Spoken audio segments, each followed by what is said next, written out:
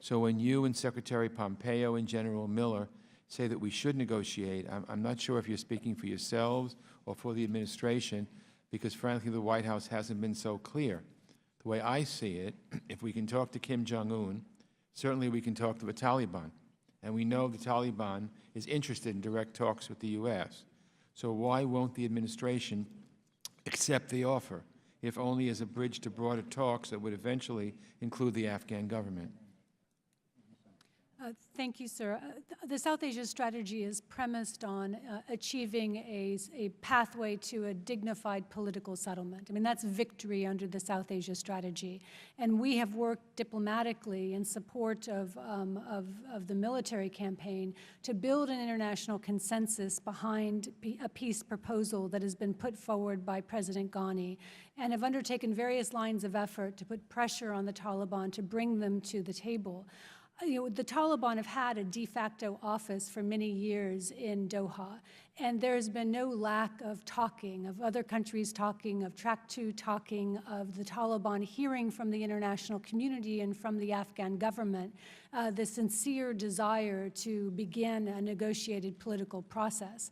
And so, the offer is on the table. I think we've been very clear about how we see ourselves playing a role in a negotiation, both as participants and supporting the process. We are a party to this conflict, but the Taliban leadership has to understand that the very nature of a peace settlement, when you talk about forms of governance, the rights of individuals under the Constitution, prisoner releases, confidence-building measures, these are sovereign issues. These are issues that have to be negotiated with Afghans and not over the heads of Afghans. So we will play our role, but the Taliban, if we recognize them as part of the legitimate political fabric of Afghanistan, they have to recognize that the Afghan government and the many communities of Afghanistan are also part of that legitimate fabric, political fabric of Afghanistan. Let me ask you this question. In your testimony, you state that we have a conditions-based strategy in South Asia, but those conditions, however, have never been spelled out. So what conditions are you referring to specifically? If you could list them, I'd be grateful. Again, the conditions that we're seeking to achieve in Afghanistan are a cessation of violence, a rejection of terrorism, and respect for the Constitution. And this is all under the umbrella of not allowing Afghanistan to ever again become a safe haven for terrorists that are planning to attack the United States or its allies. I think what's significant in those conditions is that they're not preconditions. We have not sought to impose any obstacles to the beginning of a negotiation, a political negotiation between the Taliban and Afghan government. What we want to see is what comes out of that process. All right, thank you. And let me ask you this. We have 40 countries contributing troops to the NATO support mission in Afghanistan, and the operation remains one of the most enduring examples of how we can work with our allies. Germany is the second largest troop contributor after the United States. The President seems to indicate that he doesn't agree with or understand the values of alliances or multilateral partnerships, such as how the NATO mission in Afghanistan continues to serve the interests of the United States. So I'm concerned about the repeated remarks by the President denigrating the NATO alliance. So I want to just ask you a simple question.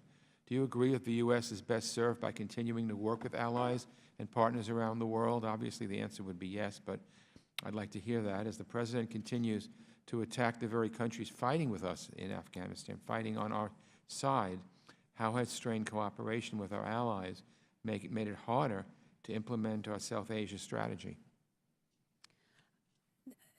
Having a united international force and diplomatic effort is essential to the campaign to stabilize Afghanistan, and we're deeply grateful for the support of our NATO allies and our partners in the Resolute Support mission.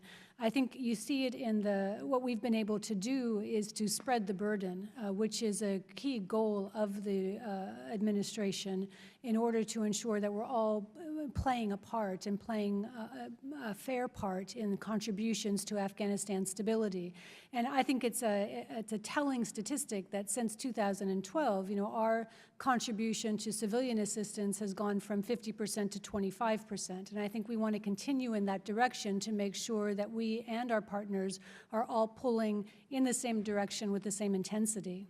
My time is up. Thank you, Mr. Chairman. Thank you, Mr. Engel. We go to Eliana Ross-Leitonen of Florida. Thank you so much, Mr. Chairman.